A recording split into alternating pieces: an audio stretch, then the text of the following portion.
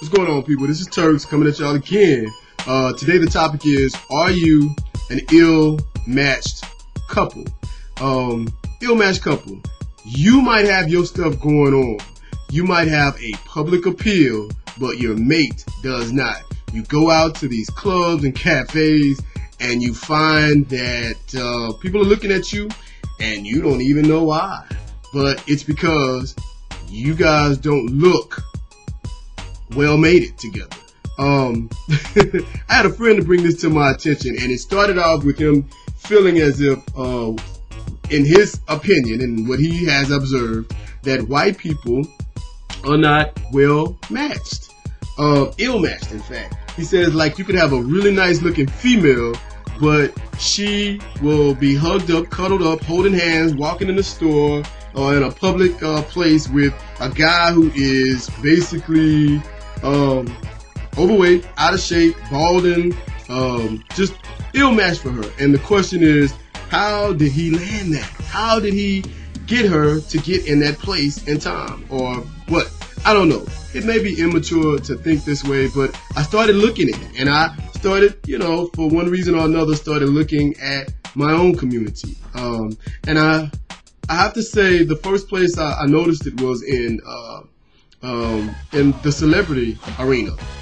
You have people like Janet and Jermaine, especially if you knew the old Jermaine. How did he land Janet from any era? It's like, how did that happen? I don't know. Classics like Biggie, Lil' Kim, and Faith. It's like, oh my God. Faith from any era. She's a very beautiful female. I mean, bottom line. Not to say that Kim is not notorious today, but old school Kim, I mean, how did he land that? It's like, wow. I mean, Bobby and Whitney.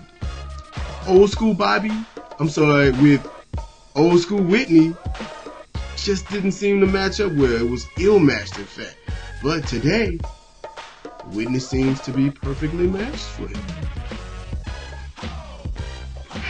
Alright, and then we got the classics like Bobby and Whitney of today, Jigga and B. How did he learn that?